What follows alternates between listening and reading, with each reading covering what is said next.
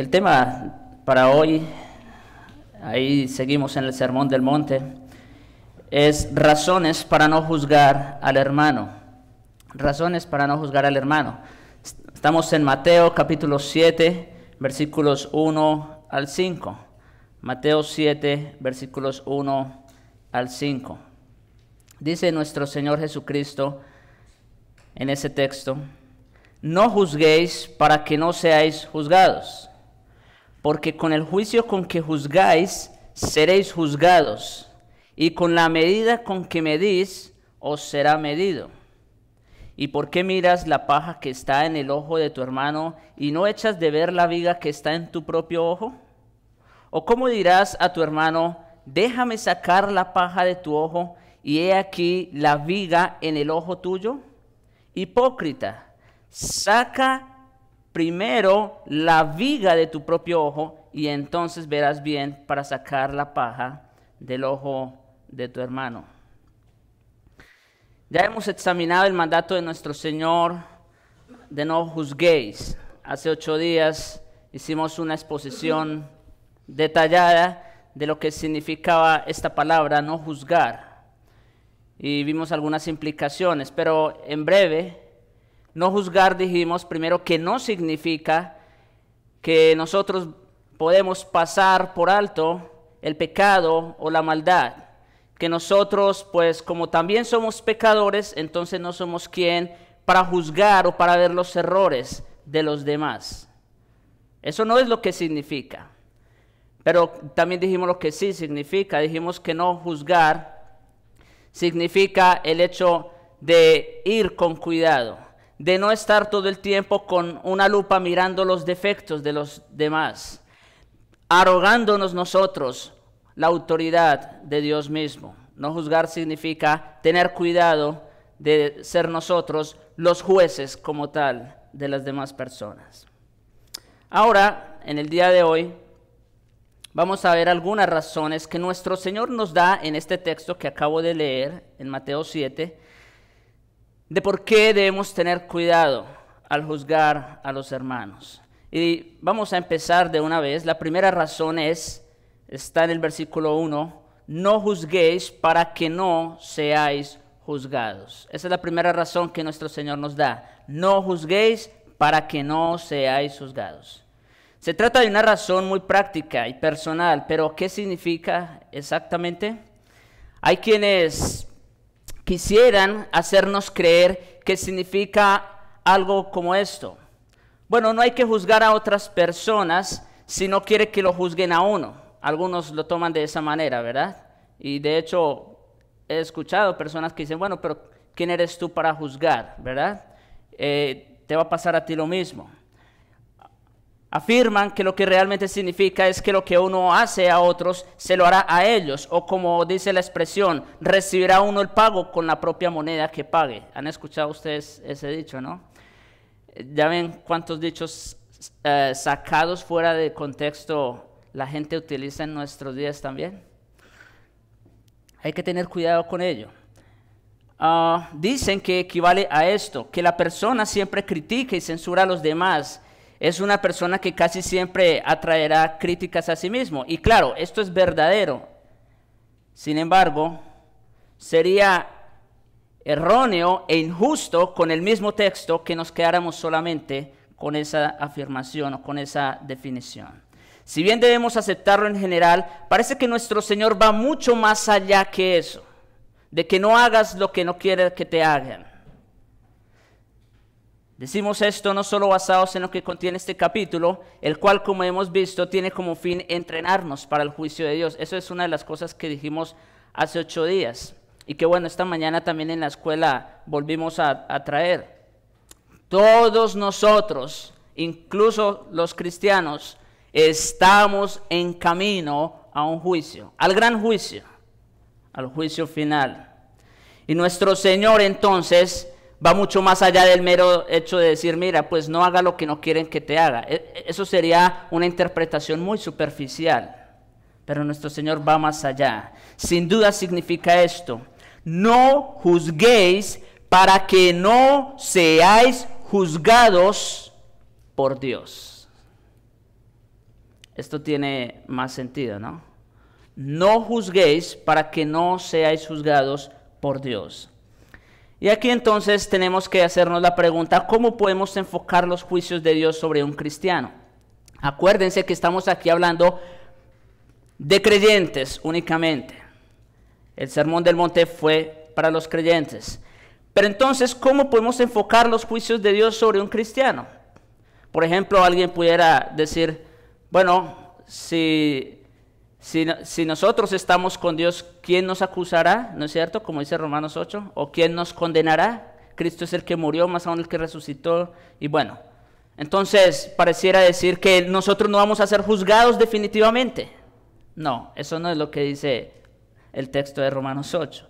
Sí, vamos a ser juzgados los cristianos. Entonces, pero tenemos que entender cómo podemos enfocar los juicios de Dios sobre un cristiano. Y en primer lugar, debemos enfocar el problema en función de la disciplina o en función del castigo. El castigo, bueno, hace 8 días, ustedes saben, también tratamos de desarrollar ese tema de la disciplina viendo los dos textos clásicos, el de Mateo 18 y 1 Corintios 5, ¿verdad? Pero ya no vamos a ir allá. Pero el castigo, dice Pablo, puede tomar diferentes formas. Por ejemplo, una de las formas que puede tomar el castigo o la disciplina del Señor es la enfermedad. Miren conmigo, por favor, 1 Corintios capítulo 11. 1 Corintios capítulo 11. Y dicho sea de paso, este es el texto que nosotros, o el contexto más bien, en el cual nosotros citamos cuando tomamos la cena del Señor. Porque allí es donde Pablo instituye, o más bien, trae la memoria de Cristo para instituir la cena del Señor. Pero miren el contexto, lo que sigue, en 1 Corintios 11, versículos 29 y 30. Bueno, desde el 27 para que estemos más contextualizados. Dice allí, de manera que cualquiera que comiere este pan o bebiere esta copa del Señor indignamente, será culpado del cuerpo y de la sangre del Señor. Ya ven ustedes que a veces lo he citado, ¿no es verdad? Por tanto, pruébese cada uno a sí mismo y coma así del pan y beba de la copa. No nos cabe duda, está hablando de la cena. Porque el que come y bebe indignamente sin discernir el cuerpo de Cristo, juicio come y bebe para sí. Aquí está hablando de un juicio sobre creyentes. Otra vez, está hablando de la participación de la cena. ¿Quiénes participan de la cena? Los creyentes únicamente. Y dice que cualquiera que comiere o bebiere de el pan y de la copa indignamente, juicio come y bebe para sí. Ahora nosotros podemos preguntarle, Pablo, ¿y cómo se manifiesta, cómo se expresa ese juicio en un creyente? ¿De qué manera puede venir ese juicio? Versículo 30. Por lo cual hay muchos enfermos y debilitados entre vosotros y muchos duermen. ¿De qué manera puede venir la disciplina del Señor, por ejemplo, por acercarse indignamente a la mesa? Pues a través de una enfermedad o a través de la misma muerte. Hay quienes están enfermos por su mal vivir. No quiere decir necesariamente que Dios les ha enviado la enfermedad, pero probablemente significa que Dios retira su protección de ellos y permite que el diablo ataque con ciertas enfermedades. Ahora, aquí hago un paréntesis solo para aclarar. Obviamente la enfermedad no es así en todos los casos. No siempre es un juicio, no siempre. Pero esta es una de las maneras, a la luz del caso que estamos viendo aquí. La misma clase de afirmación tenemos en esta carta cuando Pablo, ya solamente lo voy a mencionar, no vamos a ir allá, cuando Pablo habla de entregar ese hombre a Satanás. ¿Recuerdan ustedes en 1 Corintios 5? Esta es una doctrina sumamente importante, lo que estamos diciendo aquí. En realidad, Pablo va más allá y dice que algunos de esos corintios habían muerto debido a su mala vida. El juicio que había caído sobre ellos era de esa forma, a través de la muerte. habla del juicio de Dios y por consiguiente lo podemos interpretar así. Dios permite a Satanás, el cual controla el poder de la muerte, porque aquí, dicho sea de paso, aunque Cristo venció la muerte y al que tenía el poder de la muerte, no obstante, Satanás sigue teniendo el poder de la muerte, controlado por Dios. Entonces, la manera como Dios puede disciplinar es precisamente eso, permitiendo a Satanás, el que controla el poder de la muerte, llevarse a estas personas debido a su negativa a juzgarse a sí mismos y arrepentirse y volver a Dios. Dios muchas veces puede permitir, como digo, que Satanás quite la vida de una persona, bueno, de un creyente, otra vez estamos hablando de creyentes, porque Dios lo quiere guardar de algo peor en lo que esa persona pudiera caer, ¿sí? Y esa es una manera como Dios juzga a sus hijos. Los está guardando, los está protegiendo, pero como este creyente es necio y reincide una y otra vez en lo mismo, entonces simplemente Dios toma su vida. Estamos hablando entonces de que esa es una de las formas en que debemos enfocar los juicios de Dios sobre el creyente, a través de la enfermedad o a través de la misma muerte.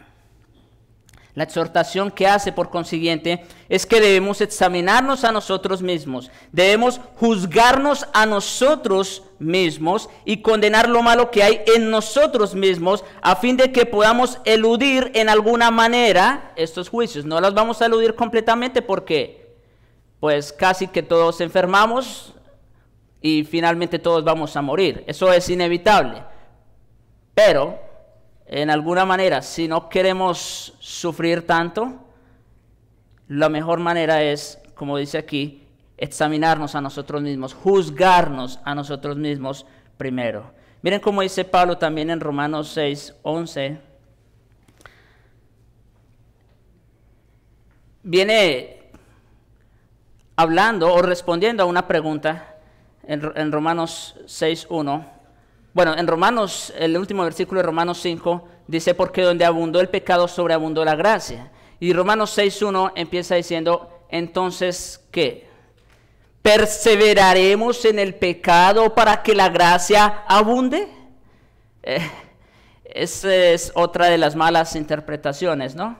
No, pues, si donde hay mucho pecado abunda la gracia, pues pequemos. Al fin y al cabo, hay mucha gracia. Y Pablo dice, momento, entonces vamos a perseverar o a seguir pecando para que la gracia de Dios sobreabunde. En ninguna manera. Versículo 11. Así también vosotros consideraos muertos al pecado, pero vivos para Dios en Cristo Jesús, Señor nuestro. Un creyente, ¿cómo debe tratar su pecado? Con liviandad, así como que no tan duro, como que siendo flexible. Es que ustedes saben, yo soy débil, yo tengo mis debilidades, todos tenemos nuestras debilidades, ¿no es cierto? Entonces, pues, no. Dice Pablo, consideraos muertos al pecado. Hermanos, este asunto de la lucha con el pecado es un asunto de vida o muerte. O matas el pecado o el pecado te mata a ti. No hay otra. Sí. Con los demás, claro, debemos entender. Por eso el texto que estamos estudiando en Mateo 7. No juzguéis. Pero con nosotros mismos sí tenemos que ser duros. Tenemos que ser exigentes al máximo, hasta donde el Señor nos da las fuerzas. Porque, como dice en el versículo 2 de Romanos 6, porque los que hemos muerto al pecado, ¿cómo viviremos aún en él? Y luego Pablo en Romanos 6 sigue explicando cómo nosotros morimos al pecado. Morimos al pecado en la muerte de Cristo. Sí, esto es algo muy serio. No solamente por decir que morimos al pecado. No, es que Cristo ya murió por nosotros y pagó el precio del pecado por nosotros. Así que si nosotros hemos muerto en Cristo al pecado, ¿cómo entonces nosotros vivimos aún en pecado? Es inconsecuente. Es inconsecuente. Y por eso entonces Dios puede traer juicio sobre un creyente por vivir o consentir su pecado. Pero otra manera de enfocar el juicio de Dios sobre el creyente es que siempre estamos bajo la mirada de Dios. Siempre estamos bajo la mirada de Dios. Dios vigila nuestra vida y juzga nuestros pecados, todo para nuestro beneficio. Pues aún la misma muerte nos beneficia a los creyentes, como lo hemos dicho aquí ya muchas veces. Aún la muerte es un beneficio para el creyente. Se equivoca entonces el cristiano que pasa superficialmente por la vida diciendo que cree en el Señor Jesucristo y que por consiguiente nada tiene que ver con el juicio. Por eso les digo, no creamos que porque somos cristianos y estamos en Cristo, no va a haber un juicio. Bueno, ahorita voy a explicar de qué se va a tratar el juicio específicamente. Pero no crean que es que no vamos a ser juzgados definitivamente. Para nada, no. Se equivoca el cristiano que piensa de esa manera. En absoluto. Debemos andar con cautela. Debemos examinarnos y hurgar nuestra conciencia para que esta clase de juicio no venga sobre nosotros. Mire cómo lo confirma el autor de los Hebreos. Vamos a ir allá un momento. Hebreos capítulo 12. Hebreos capítulo 12, versículos 5 y 6. Dice allí: y ya habéis olvidado la exhortación que como a hijos se os dirige diciendo: hijo mío, no menosprecies la disciplina del Señor, ni desmayes cuando eres reprendido por Él. Ven que sí, el cristiano a veces es reprendido. ¿Y por qué? Porque el Señor al que ama disciplina y azota a todo el que recibe por hijo. Si no eres creyente, no te preocupes. Tú no vas a recibir este trato de Dios. Tú vas a tener todos los bienes que quieres en esta vida. No vas a recibir ningún tratamiento por parte de Dios. ¿Por qué? Porque no eres un hijo de Dios. Eres un bastardo. Pero si eres hijo de Dios, entonces espera esto. Cuando insistes en pecar, espera la disciplina, espera la mano. Así como un padre no puede tolerar o pasar por alto la rebeldía de su hijo, de la misma manera nuestro santo Dios no puede pasar por alto y tolerar la rebeldía de nosotros, como sus hijos. El argumento en este caso tiene como fin confortar y alentar a los cristianos hebreos que se hallaban en tiempos difíciles. Y dice así: debemos tener cuidado de ver las pruebas a la luz adecuada. En cierto sentido, el hombre debería tener más temor si nada le va mal en la vida en este mundo que si las cosas le van mal, porque el Señor al que ama disciplina. ¿Ves que todo te está saliendo bien? ¿Que no tienes ningún obstáculo en la vida? ¿Que toda tu vida es un éxito? Cuidado. Esa es una alarma, esa es una luz roja. Si todo te está saliendo bien, de maravilla, como tú quieres, esa es una luz roja. Conduce a sus hijos a la perfección, nuestro santo Dios, y en consecuencia los disciplina en este mundo. Juzga sus pecados y sus imperfecciones en este mundo para prepararlos para la gloria. Los que no son santos son bastardos y les deja que prosperen. Me encanta cómo lo expresa Salmos 73, lectura que se hizo hace un momento, pero quiero que vayamos allá rápidamente otra vez para que vean ustedes la experiencia de un bastardo, ¿sí? Incluso para que vean la queja de un hijo de Dios cuando ve a los demás cómo les va en esta vida. Miren Salmo 73, versículo 2. En cuanto a mí, aquí está hablando Asaf, uno de los directores del coro. En cuanto a mí, casi se deslizaron mis pies, por poco se resbalaron mis pasos, porque tuve envidia de los arrogantes. ¿Y por qué? Viendo la prosperidad de los impíos, porque no tienen congojas por su muerte. Miren, esta gente dura mucho tiempo, pues su vigor está entero. No pasan trabajos como los otros mortales. Son prósperos en esta vida, ni son azotados como los demás hombres. Por tanto, la soberbia los corona, se cubren de vestido de violencia, los ojos se les saltan de gordura, están llenos sus bancos, sus cuentas de banco, están llenas sus casas, están llenas sus bolsas y están llenos sus estómagos. Logran con creces los antojos del corazón. Se mofan y hablan con maldad de hacer violencia, hablan con altanería, ponen su boca contra el cielo y su lengua pasea la tierra. Es como si el salmista estuviera diciendo, no entiendo los caminos de Dios. Vean a todas esas personas malas, cómo les va de bien.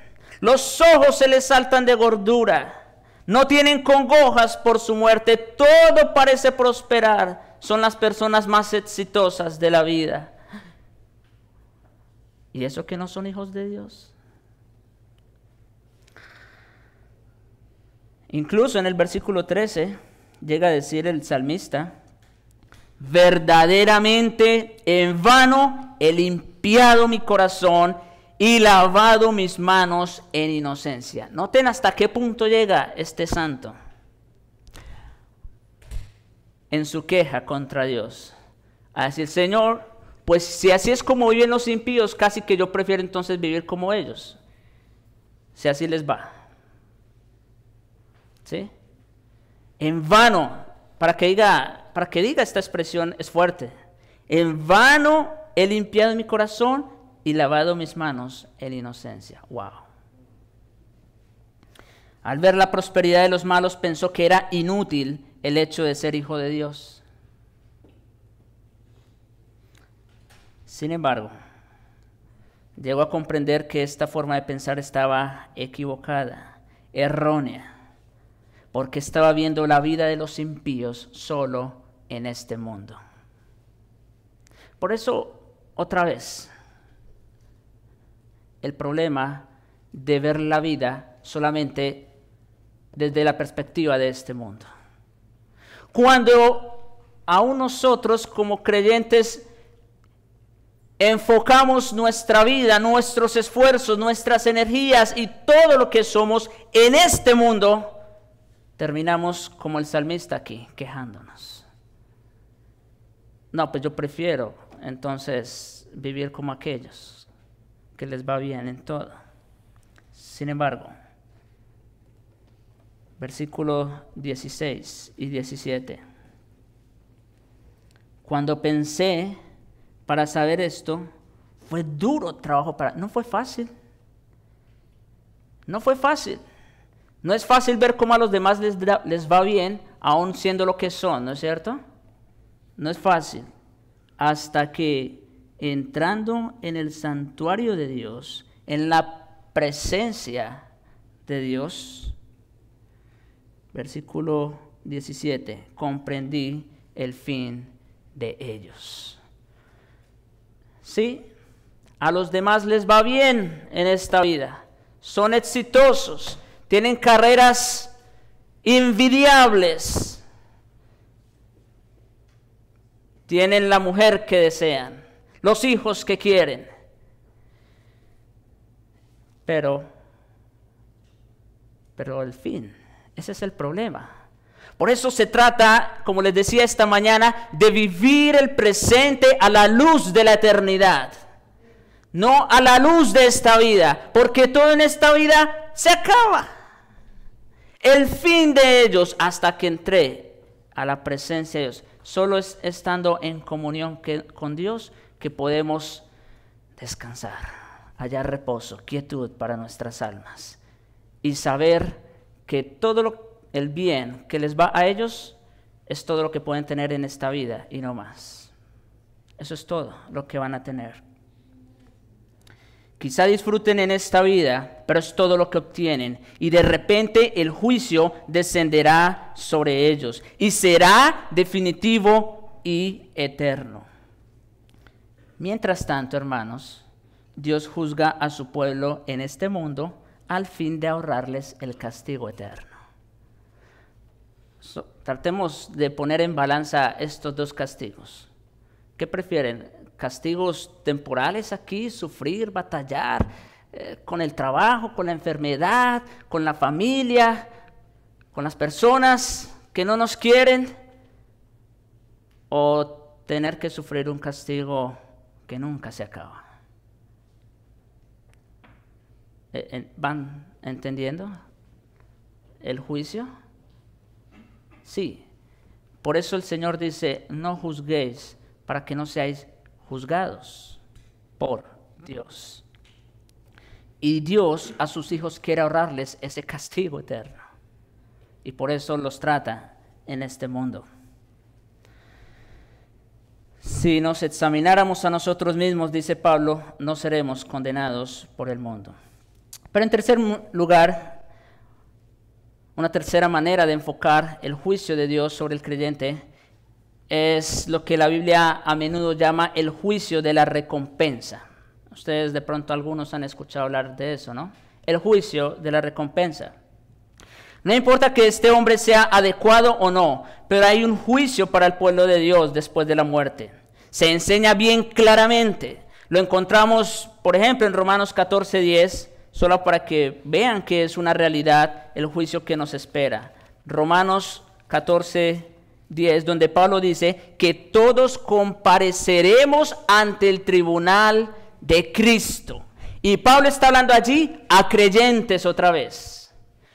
Todos compareceremos ante el tribunal de Cristo. Y yo pensaba que nosotros no íbamos a ser juzgados. Dios nos dice, sí, todos van a comparecer. O el texto que leímos esta mañana en Apocalipsis 22:12. Permítame un momento. Apocalipsis 22, versículo 12. He aquí, yo vengo pronto. Una de las cosas que decíamos, ¿recuerdan? La venida de Cristo. Yo vengo pronto y mi galardón conmigo. ¿Para qué? Pues para recompensar. ¿Ven? Para recompensar a cada uno según ¿qué? Su obra. El juicio de la recompensa. Nosotros todos vamos para allá. Ahí está. No juzguemos a los demás acerca de estos asuntos de observar ciertas cosas, ciertos días, de comer ciertos manjares, dice el apóstol, porque todo hombre deberá enfrentarse con su propio juicio y es responsable delante de Dios, porque todos compareceremos ante el tribunal de Cristo. Lo mismo tenemos también, por ejemplo, en 1 Corintios capítulo 3, versículos 12 al 15, donde dice que la obra de cada uno se hará manifiesta.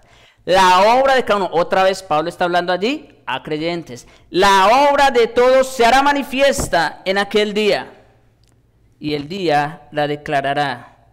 Todo lo que el hombre ha edificado sobre el fundamento, oro, plata, piedras preciosas, pero también madera, heno, hojarasca, todo se declarará en aquel día. Y allí habla de creyentes que serán salvos, como dice allí, o juzgados por fuego, ¿no es cierto?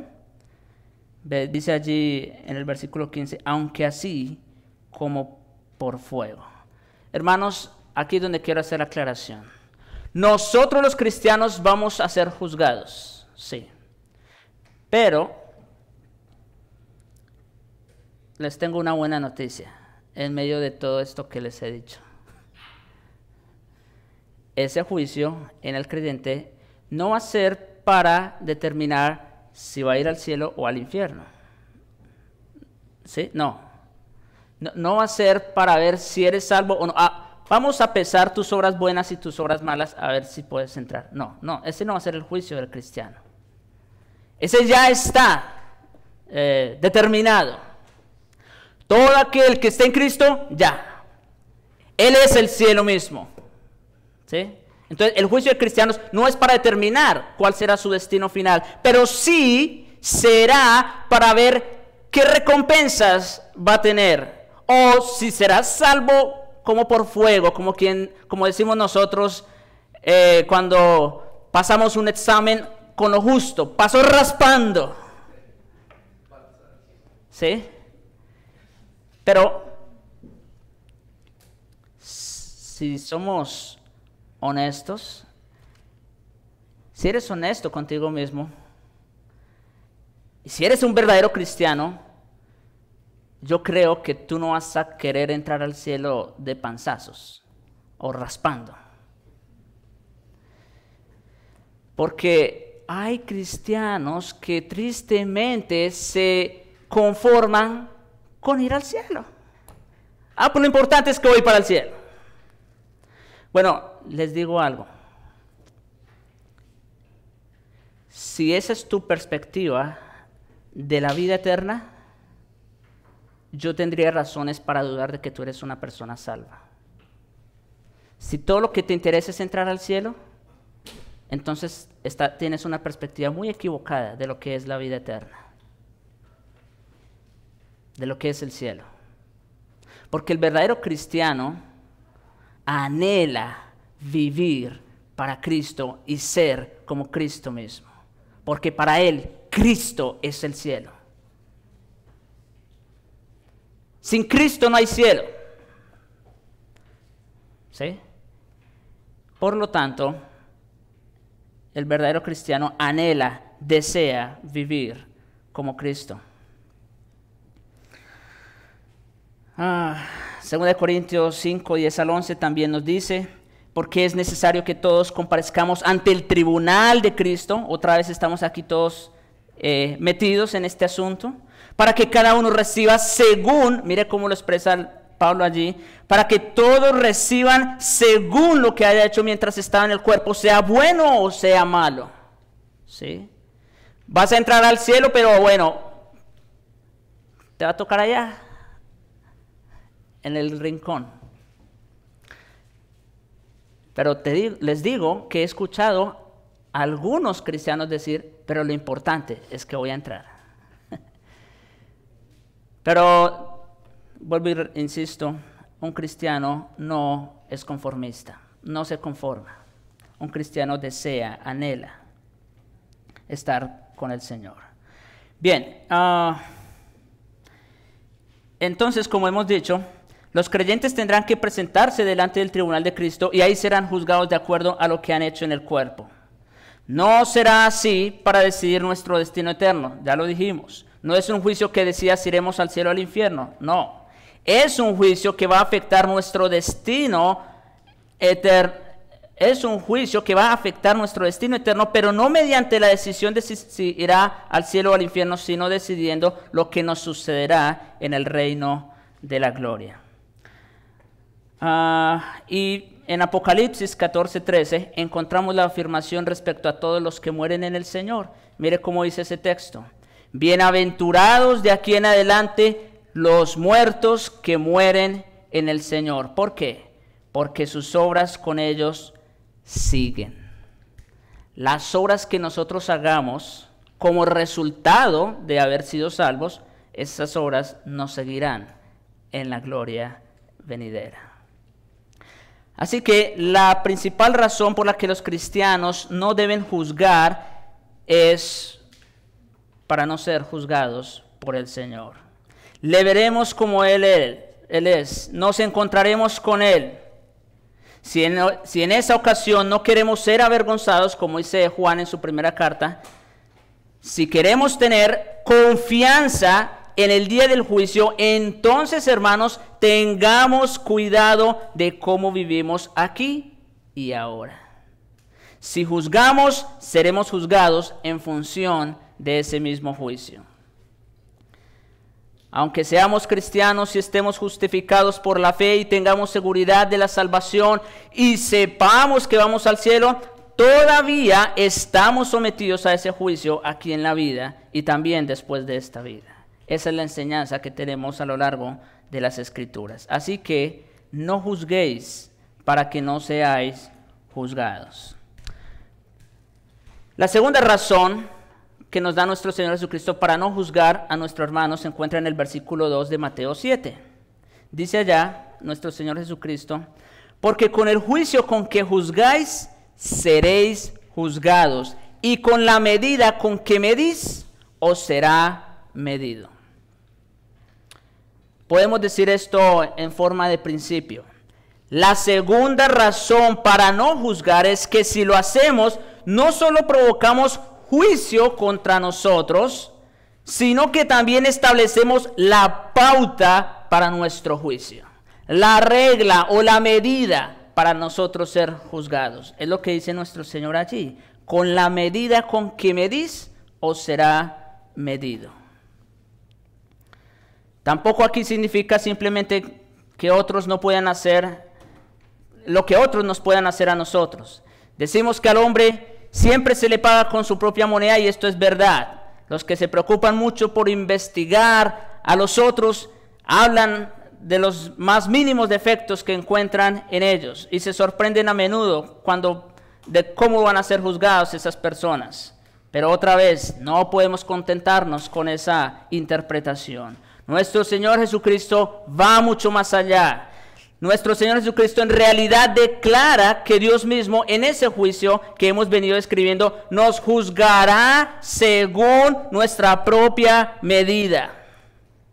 Con el juicio con que juzgáis, seréis juzgados. Con la medida con que medís, seréis medidos. Nuestro Señor va a utilizar la misma pauta de juicio que nosotros usamos contra los demás. Esto nos debe poner a pensar, ¿no es cierto? Por eso les decía hace un momento,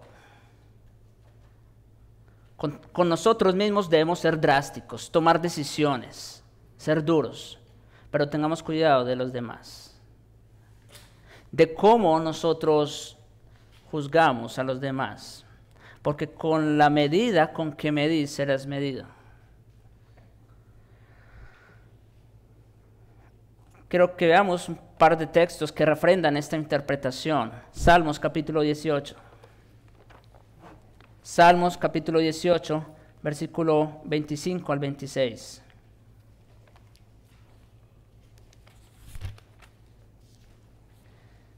Dice allí el salmista: con el misericordioso, y aquí está hablando respecto a Dios. Dice: con el misericordioso te mostrarás misericordioso, y recto para con el hombre íntegro.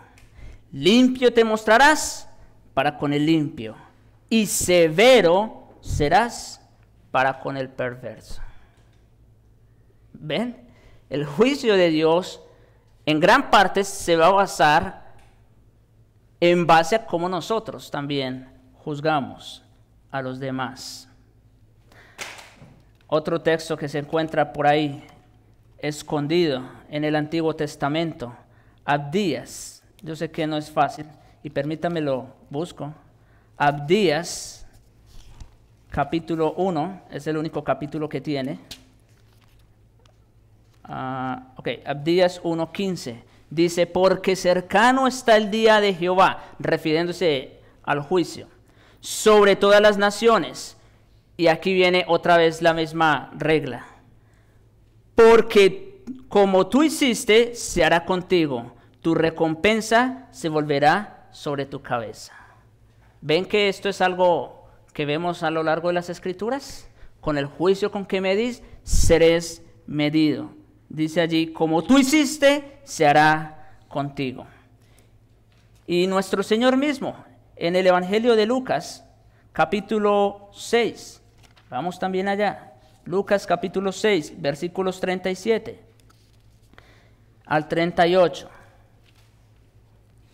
No juzguéis, aquí también está el tema del juicio. No juzguéis y no seréis juzgados. No condenéis y no seréis condenados. Perdonad y seréis perdonados.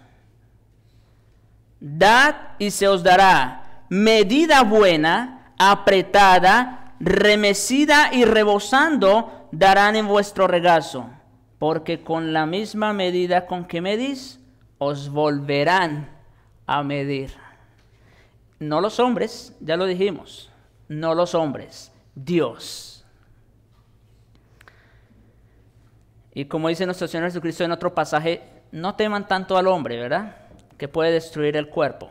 Temed más bien a aquel que después de la muerte puede mandar tu cuerpo y tu alma al infierno. Con la medida con que medís, seréis medidos. Esto, hermanos, es algo completamente justo y adecuado.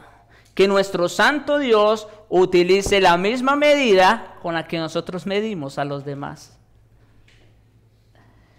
Pretendemos tener este conocimiento. Si lo tenemos, debemos demostrarlo viviendo de acuerdo con el mismo.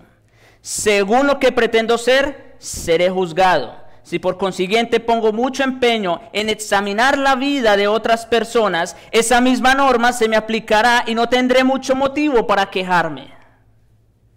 Y la respuesta que se me daría si me quejara sería esta: tú ya lo sabías y lo hacías con los demás. Así que no te quejes. Este es un pensamiento sorprendente y alarmante. No hay otra cosa que pueda apartarnos más de la práctica pecaminosa de condenar a otros y de ese espíritu feo, detestable, que se complace en hacerlo, que se complace en juzgar a los demás. Esto, hermanos, es lo que decía hace 8 días, ese es un espíritu de hipercrítica, que solamente está con lupa mirando los defectos de los demás. Pero lo que no saben es que con la misma lupa, nuestro santo Dios los va a medir y los va a juzgar.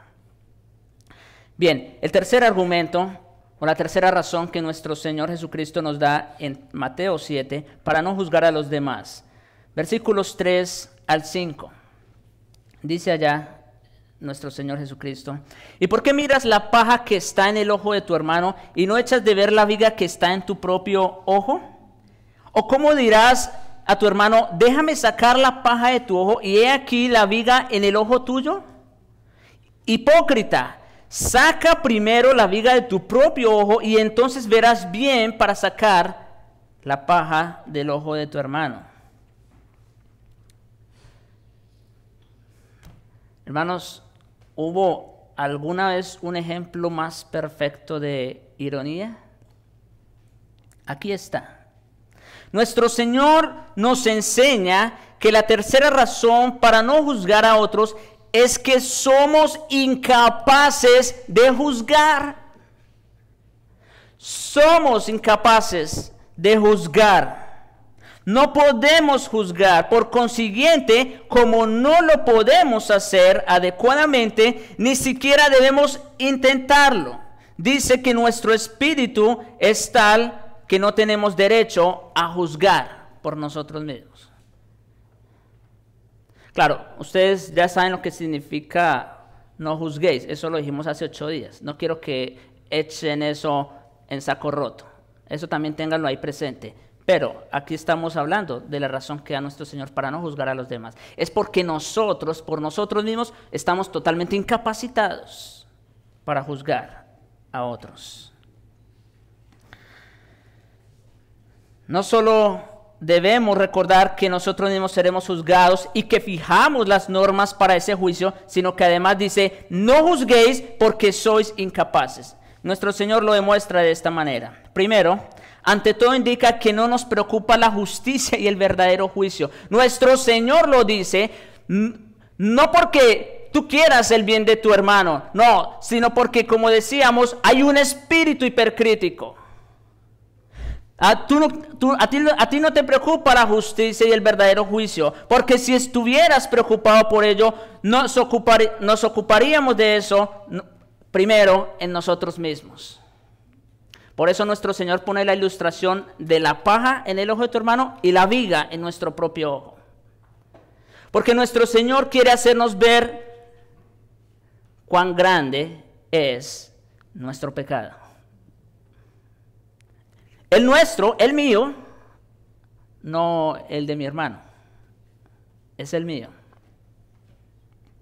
Nos gusta persuadirnos de que estamos realmente preocupados por la verdad y la justicia y de que ese es nuestro único interés. Pretendemos de que no deseamos ser injustos con las personas, que no deseamos criticar, sino que estamos realmente preocupados por la verdad. Y lo que dice nuestro Señor es, si realmente estuviéramos preocupados por la verdad, nos juzgaríamos a nosotros mismos primero. Pero no lo hacemos. Y por eso las palabras de nuestro Señor. ¿Por qué miras la paja que está en el ojo de tu hermano y no miras la viga que tienes en tu propio ojo? Venimos a ser como el fariseo en Lucas 18:11, que oraba consigo mismo diciendo, Dios, te doy gracias porque no soy como los otros hombres, ladrones, injustos, adúlteros, ni aun como este publicano. Yo sé que aquí ninguno ha hecho esa oración, ¿verdad? Pero a veces oramos así. ¿Sí? Qué terrible es ese pecado de este hermano. ¿Cómo no ha podido lidiar con eso? ¿Cuánto tiempo? ¿No va a aprender?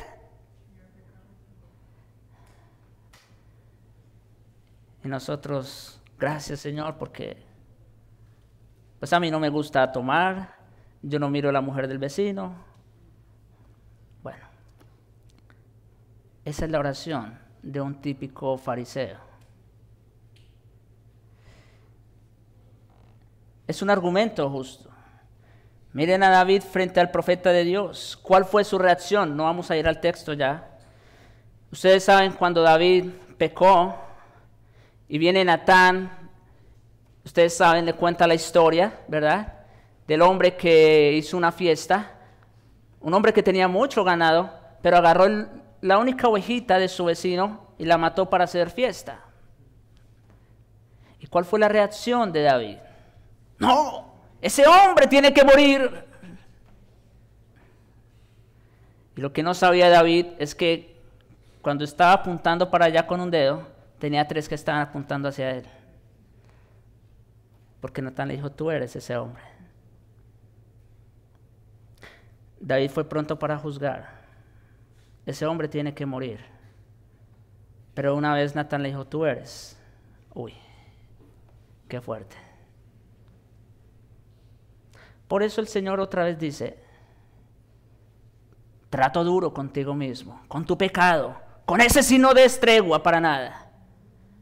Pero ten cuidado de cómo juzgas a los demás.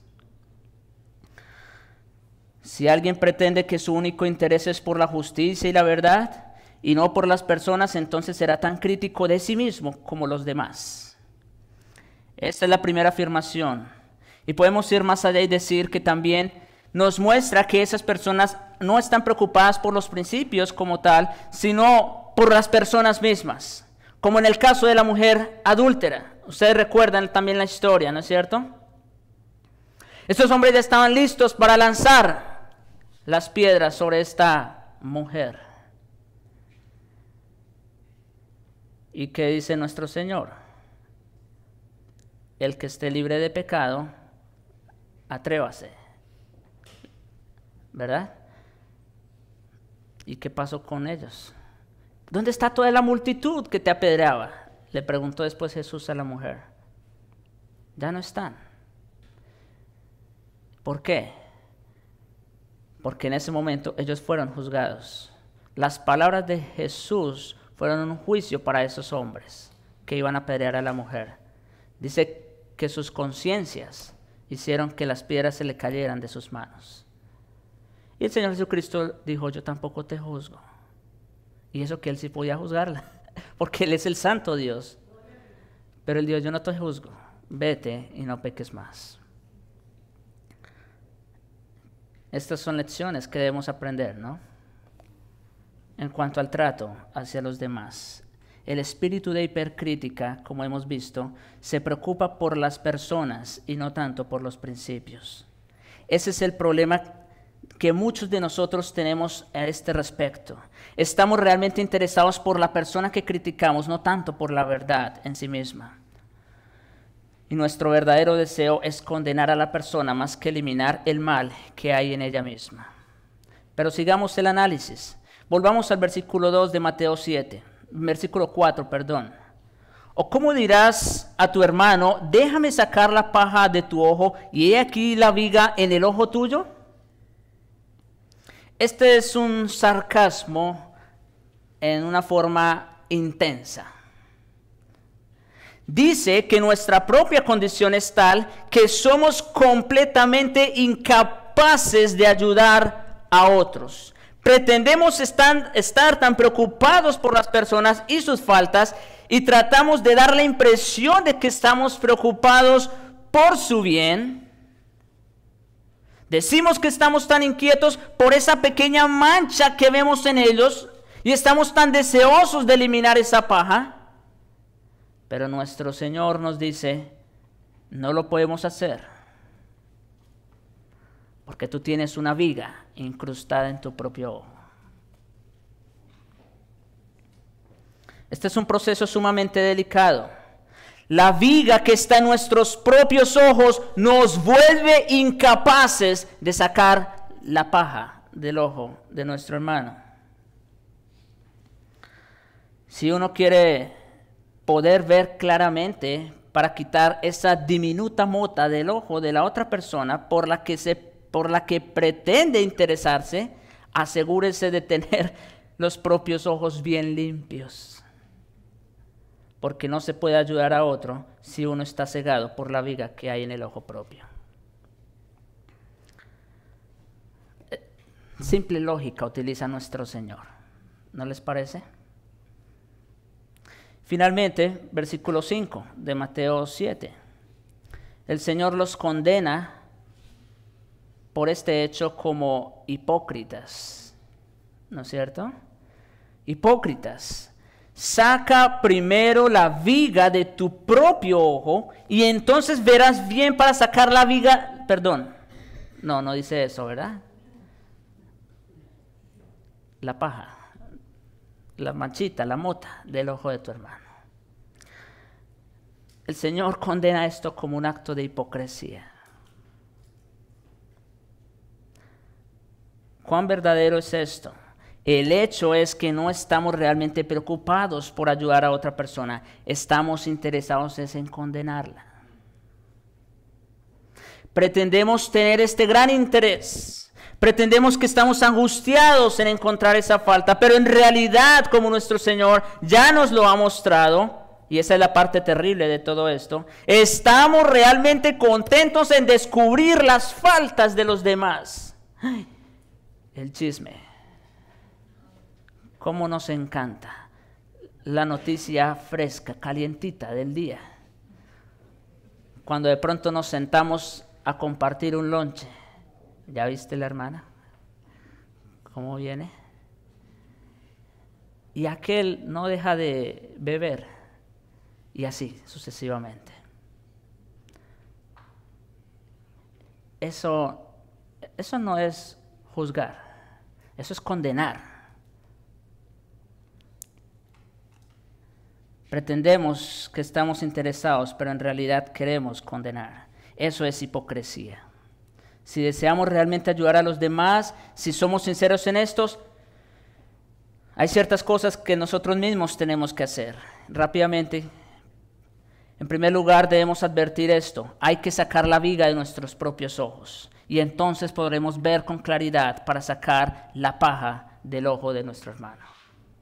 Eso es lo que podemos decir. Si deseas realmente ayudar a los demás y ayudarlos a eliminar esas manchas, faltas, fragilidades e imperfecciones, ante todo hay que caer en la cuenta de que el espíritu de juicio, hipercrítica y censura que hay en ti es realmente como una viga si se le compara con la pequeña paja del ojo ajeno.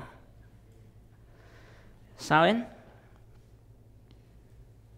Es mucho más destructivo el espíritu de hipercrítica, el chisme, que de pronto la inmoralidad que otro hermano puede cometer. El chisme acaba con cualquier organización. Es como una viga. La verdad, dice nuestro Señor, no hay forma más terrible de pecado que ese espíritu de juicio del cual somos culpables. La otra persona quizá ha caído, como digo, en ciertos pecados, inmoralidades o algún pecado de la carne, quizás sea reo de algún error de vez en cuando, pero esto no es más que una pequeña paja en el ojo si se le compara con el espíritu que hay en ti, que es como una viga. Enfréntate contigo mismo con toda honestidad, sinceridad y admite la verdad acerca de ti mismo. Tenemos que hacer lo que hizo David cuando se arrepintió. En el Salmo 51, primero se vio a sí mismo, he pecado contra ti. Se vio a sí mismo lo grande de su pecado, lo fuerte. Y después dice, para que yo pueda enseñar a otros, para que yo pueda, ¿verdad?, compartir con los que padecen. Tenemos que mirarnos primero a nosotros mismos, sacarnos esa viga que tenemos antes de pretender ayudar a los demás. Y lo segundo, el proceso de sacar la paja de un ojo es es difícil. No hay órgano más sensible que el ojo. En cuanto el dedo le toca, automáticamente el ojo se cierra, ¿no es verdad? Así es de delicado este proceso de sacar la paja del ojo de tu hermano. Es tan delicado como sacar una mota del ojo. Ustedes lo han intentado, ¿es verdad? Así de delicado es ese proceso. Lo que se necesita por encima de todo al tratar de hacer esto es afecto, paciencia, calma, equilibrio. ¿Hay que hacerlo? Bueno, hay veces sí hay que hacerlo. Cuando son pecados escandalosos, ya dijimos hace 8 días, ¿no? Sí hay que tratarlos. Con la autoridad no de nosotros, no de los pastores, sino de Cristo. Pero hay que tratarlo. Pero con cuidado.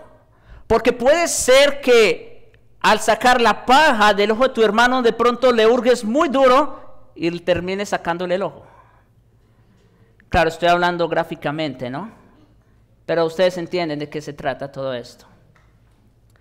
Como dice el Señor en Romanos 14, no sea que por la debilidad de uno hagas que uno de estos pequeños se pierda, ¿no es cierto? Ese es el punto.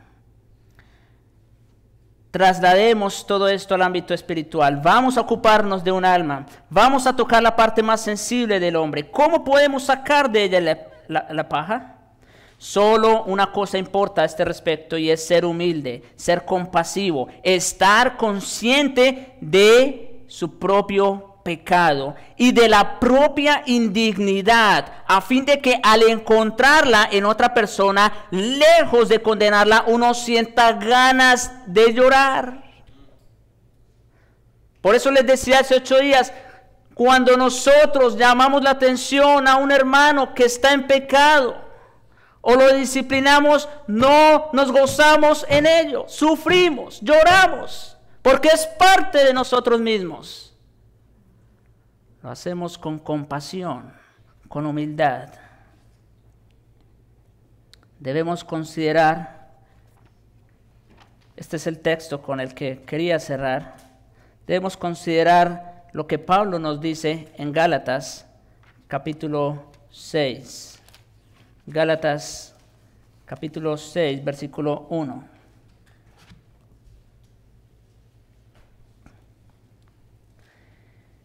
Hermanos,